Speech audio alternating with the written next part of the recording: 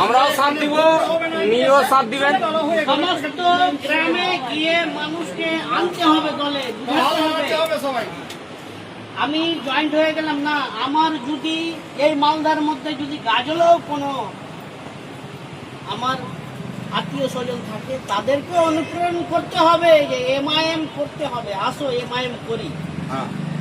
মজলিসে ইত্তেহাদুল মুসলিমিনের তাহরিক এইভাবে চালাতে হবে যে আপনার আইডিওলজি, আপনার ভালোবাসা দেখে অন্য কমের লোক আপনার দলে আসার জন্য মজবুর হয়ে যায়। আপনাকে সেই ব্যবহার রাখতে হবে, আপনাকে সেই উন্নতি দেখাতে হবে। এটা হচ্ছে মজলিসে ইত্তেহাদুল মুসলিমিনের তাহরিক। ব্যাপারটা হচ্ছে যে খালি আমার গ্রাম সুন্দর হয়ে গেল না, আপনার গ্রাম সুন্দর করার আগে আপনাকে পাশের গ্রামটাকে দেখতে হবে। সে অন্য ক্রমের থাকুক, অন্য ধর্মের মানুষের থাকুক, কিন্তু মজলিসের কাজ হচ্ছে সবসময় আগে আপনি অন্য কারো ঘর আগে সাজিয়ে তারপরে নিজের ঘর সাজাবেন।